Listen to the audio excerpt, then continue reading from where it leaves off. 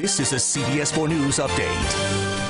I'm Lauren Pastrana with a CBS 4 News update. The fight for freedom in Cuba. Another night of demonstrations by Cuban-American protesters demanding change on the island.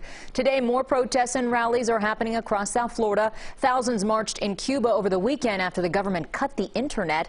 One local protester whose family lives in Cuba told us she represents their needs and those suffering under the dictatorship for the past 60 years. Rally and protest organizers say they won't stop until real change happens. Maybe it's working. The Cuban government is lifting some customs restrictions on food, medicine, and hygiene products. The news comes after days of widespread protests across the island and in South Florida. The new measure goes into effect Monday and will stay in place for the rest of the year. However, the U.S. embargo against Cuba prevents American businesses and businesses with commercial activities in the United States from conducting trade with Cuban interests.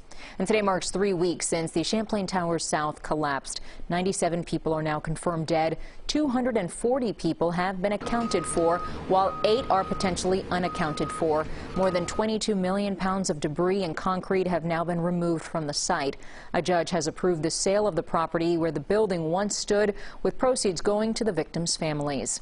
We have new details tonight on the death investigation underway at the Villa Casa Casuarina, the former Versace mansion.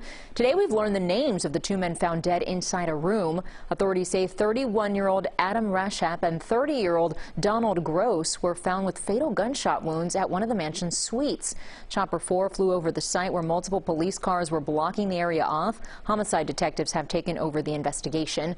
Today also marks the 24th anniversary of designer Gianni Versace's fatal shooting outside of that South Beach landmark.